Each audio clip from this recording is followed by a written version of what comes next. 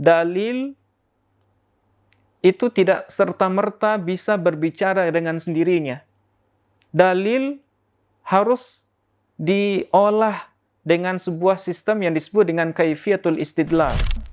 Bagaimanapun hasil dari ijtihad seorang ulama dalam menjawab persoalan agama, itu tidak bisa dibatalkan oleh ijtihad yang lain.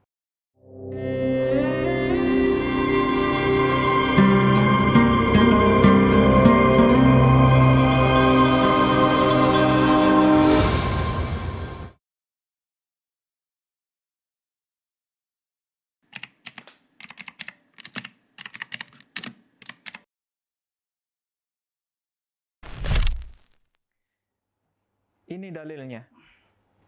Assalamualaikum warahmatullahi wabarakatuh. Bismillahi walhamdulillah. Wassalatu wassalamu ala rasulillah. Wa ala alihi wa sahbihi wa mawalah. Wa la hawla wa la quwata illa billah. Amma ba'du. Sebagian kita ketika dihadapkan dengan sebuah persoalan dalam agama, ada yang berpikiran, bertanya, mana dalilnya? Meskipun sebahagian mereka yang bertanya itu tidak begitu paham apa maksud dalil yang mereka tanyakan itu. Atau sebahagian yang lain berpikiran bahwa dalil yang ia maksud adalah ayat-ayat Al-Quran ataupun hadis-hadis Rasulullah Sallallahu Alaihi Wasallam. Sehingga ketika dia menanyakan dalil, sejatinya dia menanyakan apa ayat Al-Quran atau apa teks hadis Nabi yang spesifik yang membahas apa yang dia tanyakan. Dengan demikian, ketika dia tidak menemukan ayat Al-Quran ataupun teks hadis Nabi yang relevan atau yang spesifik yang berkaitan dengan apa yang dia tanya, maka dia otomatis akan mengatakan bahwa persoalan itu tidak ada dalilnya, alias bid'ah, dan dia menganggap bahwa semua bid'ah adalah kesesatan, dan semua kesesatan tempatnya di neraka. Pertanyaannya sekarang adalah, apakah sesederhana itu memahami dalil dalam agama?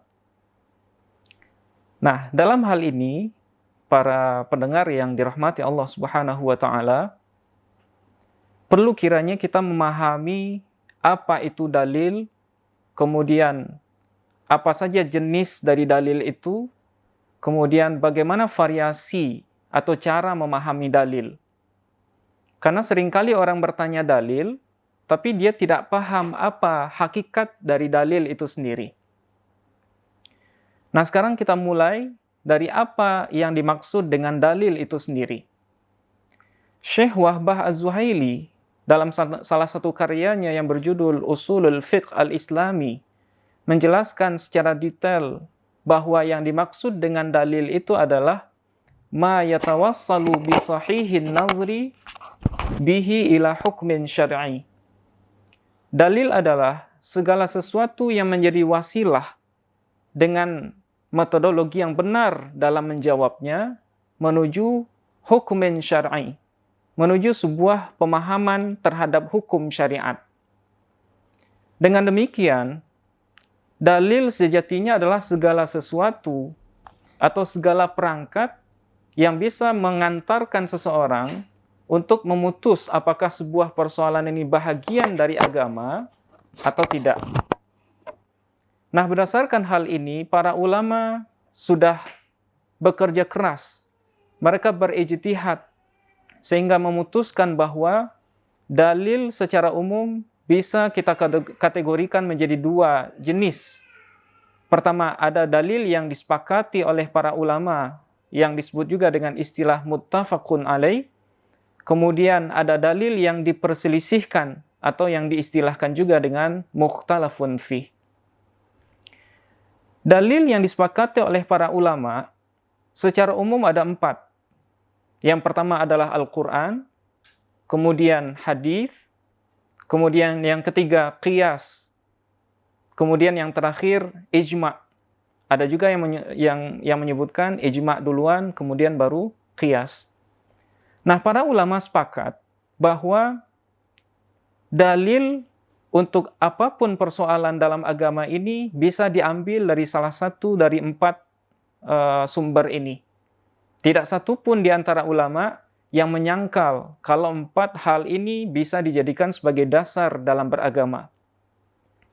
Sementara itu dalil yang diperselisihkan itu sangat banyak sekali. Ada yang disebut dengan istihsan, ada juga yang disebut dengan masalihul mursalah, uruf, syar'u man qablana, kemudian istishab, dan ada juga yang bersifat syaddul dzari'ah dan lain sebagainya.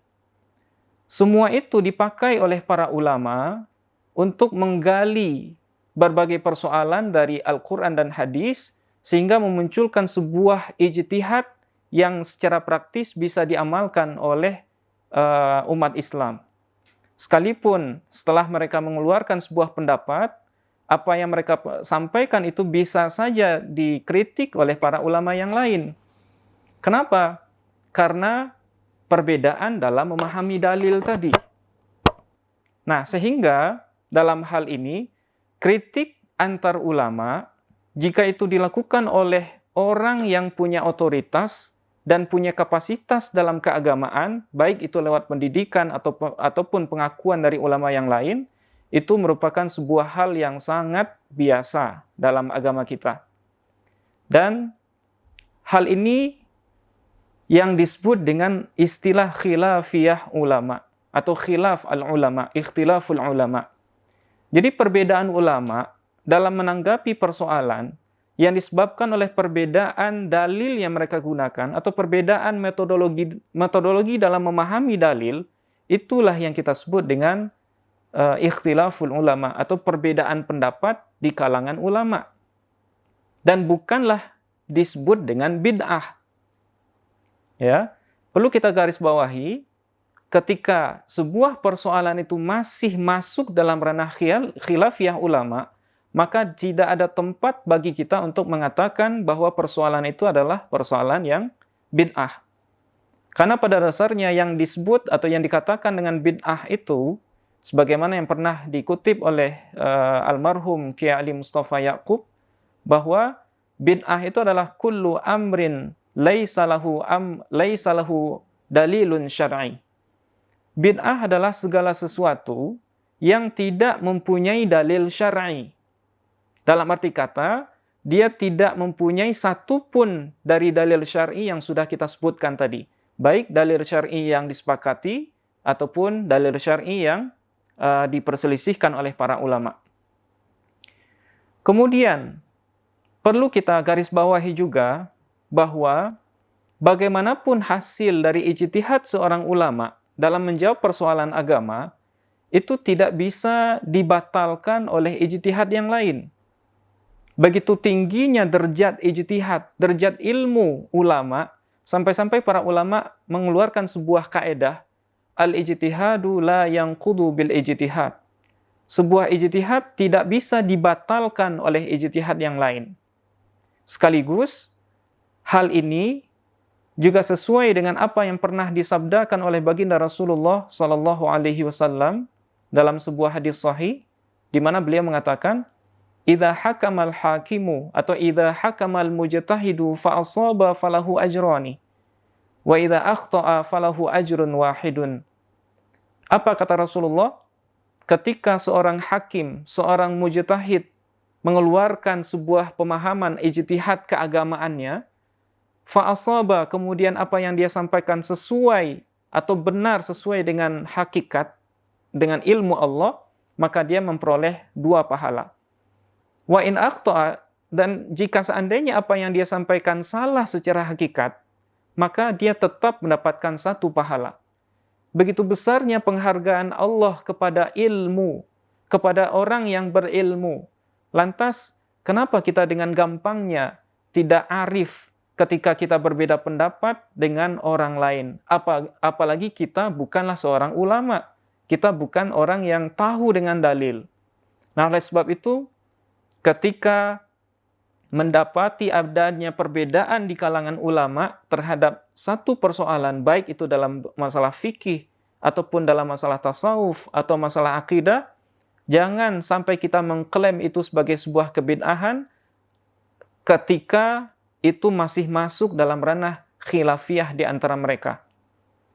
Kemudian terakhir, perlu kita ketahui bersama juga bahwa dalil itu tidak serta-merta bisa berbicara dengan sendirinya.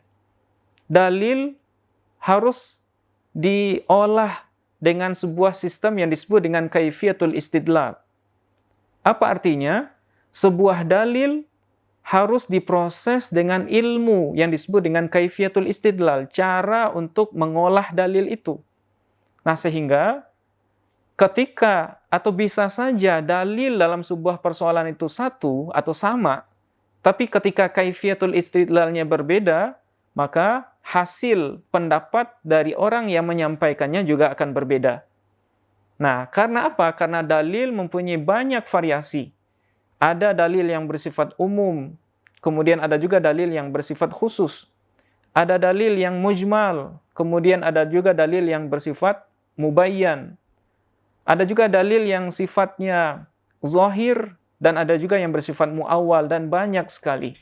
Nah, oleh sebab itu para sahabat yang dimuliakan Allah Subhanahu wa taala, karena begitu kompleksnya pembahasan terkait dengan dalil ataupun kaifiyatul istidlal ini, maka sejatinya yang berhak untuk menanyakan mana dalilnya itu adalah orang yang punya pengetahuan tentang ilmu usul fikih dan orang-orang yang punya dasar yang berkaitan dengan ilmu-ilmu keagamaan. Sehingga pertanyaan mana dalilnya pada dasarnya adalah pertanyaan berat yang tidak akan mungkin bisa dipahami oleh orang awam, apalagi orang-orang yang tidak pernah belajar ilmu-ilmu keagamaan. Mudah-mudahan bermanfaat. Kita akhiri dengan hamdalah alhamdulillahirabbil alamin. Assalamualaikum warahmatullahi wabarakatuh.